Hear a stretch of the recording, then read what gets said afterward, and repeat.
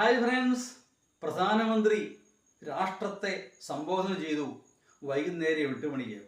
അദ്ദേഹത്തിന്റെ പ്രസംഗത്തിന്റെ സാരാംശം എന്ന് പറയുന്നത് രക്തവും വെള്ളവും ഒന്നിച്ചൊഴുകിയില്ല എന്ന അദ്ദേഹത്തിന്റെ വാക്കുകളാണ്.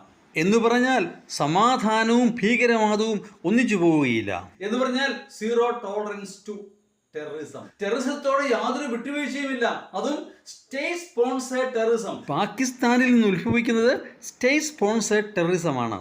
ഇക്കാലം അത്രയും ഇന്ത്യ സമാധാനത്തിന്റെ വഴിയായിരുന്നു.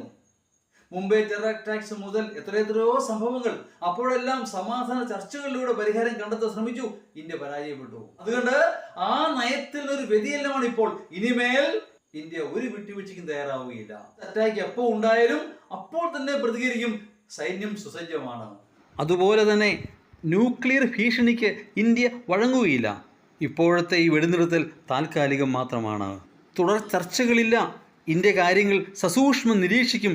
എപ്പോൾ വേണമെങ്കിലും ഞെടിക്കാമെന്നർത്ഥം. സൈന്യത്തെ പ്രശംസിക്കാൻ അദ്ദേഹം മറന്നില്ല. അതുപോലെ അനവധി കാര്യങ്ങൾ പറഞ്ഞു. എങ്കിലും അദ്ദേഹം പറയാത്ത ചില കാര്യങ്ങളുണ്ട്. എന്തുകൊണ്ടാണ് പെട്ടെന്ന് ഈ വെടിനിർത്തൽ അദ്ദേഹം വിശദീകരിച്ചില്ല. കാശ്മീർ പ്രശ്നം ഉഭയകക്ഷി ചർച്ചയിലൂടെ മാത്രമേ പരിഹരിക്കാനാവുകയുള്ളൂ എന്ന ഇന്ത്യയുടെ പ്രഖ്യാപിത നയത്തിൽ നിന്ന് വ്യതിചലിക്കുകയാണോ? അദ്ദേഹം പറഞ്ഞില്ല.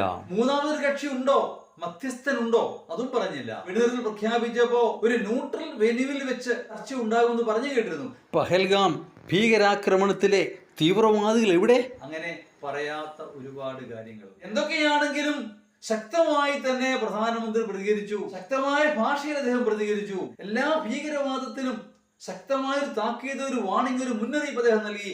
അതായിരുന്നു ആ പ്രസംഗത്തിന്റെ സാര സംഗ്രഹം.